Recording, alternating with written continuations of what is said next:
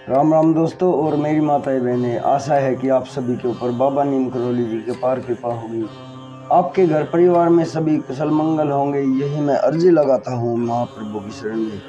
मेरे सर्वप्रथम पूज्य गणेश भगवान जी, मेरे श्री राम प्रभु, मेरे माता सीता, मेरे हनुमान बजरंग बली जी, मेरे बाबा नीम करौली जी, मेरे शिव शंकर महादेव जी, आप सभी का आह्वान करके मैं ये अर्जी लगाता हूँ। मेरा जो भी भाई, जो माताएं बहनें आपकी ये महिमा सुनते हैं, देखते हैं, उनके ऊपर तुरंत कृपा करो भगवान। उनके सभी कष्ट दूर हों, उनके घर में सदैव सुख समृद्धि आए, यही मेरी प्रार्थना, यही मेरी अर्जी। जय श्री राम, जय हनुमान जी की, जय बाबा नीम करौली महाराज जी की। प्रभु राखो शरण।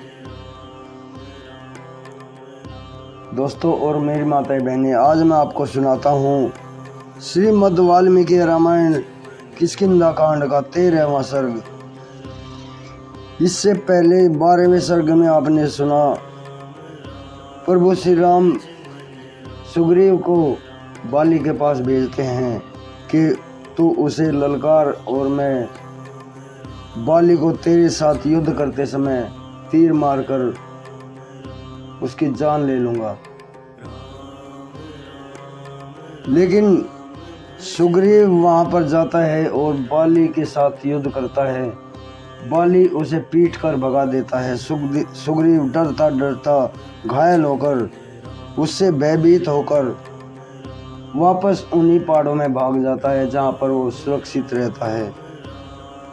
वो निराश रहता है। प्रभु उसके पीछे पीछे जाते हैं, लेकिन सुग्रीव प्रभु से शिकायत करते हैं कि प्रभु, आपको बाली को नहीं मारना था तो मुझे पहले बता देते।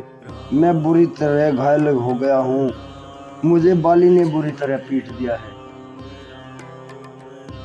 तो प्रभु कहते हैं कि सुग्रीव तू चिंता मत कर, मैं तुम्हें कारण बताता हूँ, वहाँ पर मैंने बाली के ऊपर तीर क्यों नहीं चलाया। तो प्रभु उसे कहते हैं कि बाली में और तुझ में कोई भी भेद नहीं है, तुम दोनों बिल्कुल एक समान हो, एक समान दिखते हो।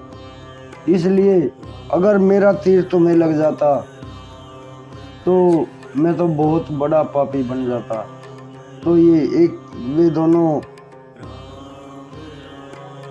हम शकल थे, बाली और सुग्रीव। इसलिए प्रभु श्री राम की समझ में नहीं आया कि तीर किसके ऊपर चलाएं। फिर श्री राम प्रभु सुग्रीव के गले में पुष्पों की माला डालते हैं। पुष्पों की लता होती है, उसे सुग्रीव के गले में डालते हैं और कहते हैं तुम दोबारा जाओ, बाली को ललकारो और उससे युद्ध करो। अब वे वहां से त्रिशमुख पर्वत से किष्किंधापुरी के लिए प्रस्थान करने का ये सर्ग है, इसे पूरे सुने। जय श्री राम। श्री राम आदि का मार्ग में वृक्षों, विविध जंतुओं, जलाशयों तथा सप्तजन आश्रम का दूर से दर्शन करते हुए पुनः किष्किंधापुरी में पहुंचना। लक्ष्मण के बड़े भाई धर्मात्मा श्री राम सुग्रीव को साथ लेकर पुनः त्रिशमुख से उस किष्किंधापुरी की ओर चल दिए, जो बाली के पराक्रम से सुरक्षित थी। अपने स्वर्ण भूषित विशाल धनुष को उठाकर और युद्ध में सफलता दिखाने वाले सूर्य तुल्य तेजस्वी बाणों को लेकर श्री राम वहां से प्रस्थित हुए। महात्मा रघुनाथ जी के आगे सुगठित ग्रीव वाले सुग्रीव और महाबली लक्ष्मण चल रहे थे और उनके पीछे वीर हनुमान, नल और पराक्रमी नील तथा वानर योद्धों के भी योद्धपति महातेजस्वी तार चल रहे थे।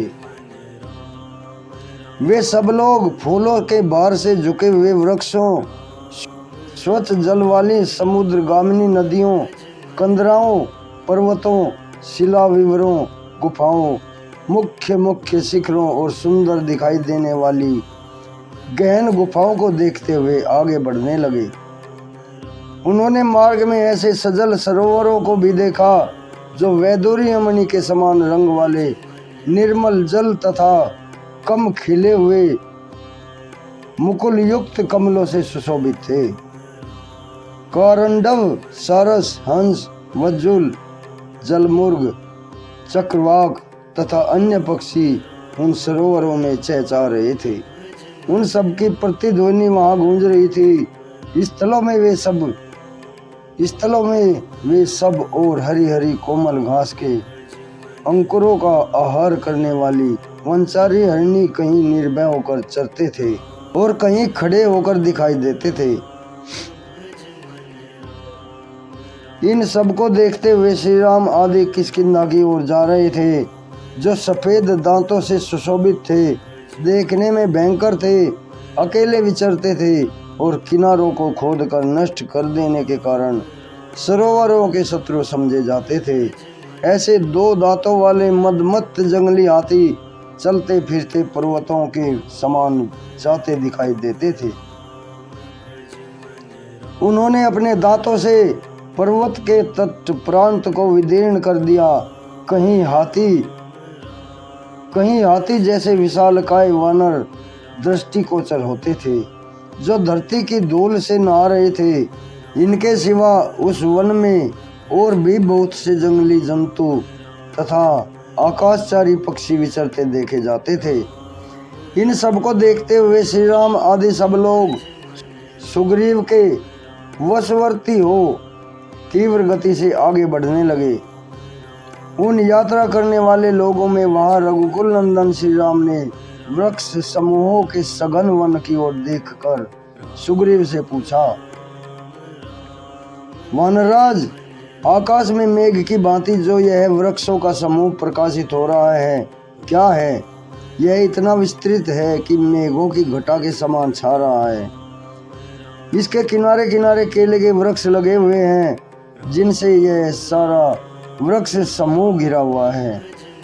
सखे, यह कौन सा वन है? यह मैं जानना चाहता हूँ। इसके लिए मेरे मन में बड़ा कौतूहल है। मैं चाहता हूँ कि तुम्हारे द्वारा मेरे इस कौतूहल का निवारण हो। महात्मा रघुनाथ जी की यह बात सुनकर सुग्रीव ने चलते चलते ही उस विशाल वन के विषय में बताना आरंभ किया।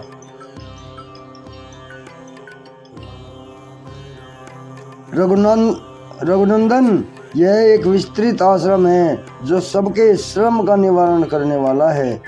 यह उद्यानों और उपवनों से युक्त है। यहाँ स्वादिष्ट फल मूल तथा जल उपलब्ध होते हैं। इस आश्रम में सप्तजन नाम से प्रसिद्ध 7 ही मुनि रहते थे, जो कठोर व्रत के पालन में तत्पर रहते थे। वे नीचे सिर करके तपस्या करते थे, नियम पूर्वक रहकर जल में शयन करने वाले थे। 7 दिन और 7 रात व्यतीत करके वे केवल वायु का आहार करते थे और एक स्थान पर निश्चल भाव से रहते थे। इस प्रकार 700 वर्षों तक तपस्या करके वे सशरीर स्वर्ग लोक को चले गए। उन्हीं के प्रभाव से सघन वृक्षों की 4 दीवारी से घिरा हुआ यह आश्रम इंद्र सहित संपूर्ण देवताओं और असुरों के लिए भी अत्यंत दुर्धर्ष बना हुआ है। पक्षी तथा दूसरे वंचर जीव इसे दूर से ही त्याग देते हैं। जब मोहवश इसके भीतर प्रवेश करते हैं, वे फिर कभी नहीं लौटते। रघुनंदन, यहाँ मधुर अक्षर वाली वाणी के साथ आभूषणों की झनकारें भी सुनाई देती हैं। वाद और गीत का भी मधुर ध्वनि कानों में पड़ती है। आह्वानीय आदि त्रिविध अग्नियां भी प्रज्वलित होती हैं। यह कबूतर के अंगों की भांति धूसर रंग वाला घना धूम उठता हुआ दिखाई देता है, जो वृक्षों की शिखाओं को आवेशित कर रहा है। आवेशित साध कर रहा है। वृक्ष मेघ समूहों में आच्छादित हुए नील कमल के पर्वतों की भांति प्रकाशित हो रहे हैं। धर्मात्मा रघुनंदन, आप मन को एकाग्र करके दोनों हाथ जोड़कर भाई लक्ष्मण के साथ उन उन मुनियों के उद्देश्य से प्रणाम कीजिए। श्री राम जो उन पवित्र अंतःकरण वाले ऋषियों को प्रणाम करते हैं, उनके शरीर में किंचित मात्र भी अशुभ नहीं रह जाता है। तब भाई लक्ष्मण सहित श्री राम ने हाथ जोड़कर उन महात्मा ऋषियों के उद्देश्य से प्रणाम किया। धर्मात्मा श्री राम, उनके छोटे भाई लक्ष्मण, सुग्रीव तथा अन्य सभी वानर उन ऋषियों को प्रणाम करके प्रसन्नचित होकर आगे बढ़े।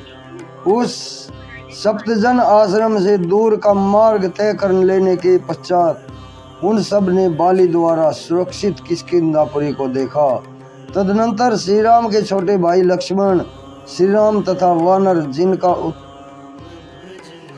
जिनका उग्र तेज उदित हुआ था, हाथों में अस्त्र शस्त्र लेकर इंद्र कुमार बाली के पराक्रम से पालित किष्किंधापुरी में शत्रुवध से निमित्त पुनः आ पहुँचे। इस प्रकार श्री वाल्मीकि निर्मित आस रामायण आदि काव्य के किष्किंधा कांड में 13वां सर्ग पूर्ण हुआ। जय श्री राम, जय हनुमान जी की जय, बाबा नीम करोली महाराज जी की राम। दोस्तों और मेरी माताएं बहनें, कल मैं आपको 14वां सर्ग सुनाऊंगा। बाली वध के लिए श्री राम का आश्वासन पाकर सुग्रीव की विकट गर्जना। अभी आज्ञा लेता हूँ।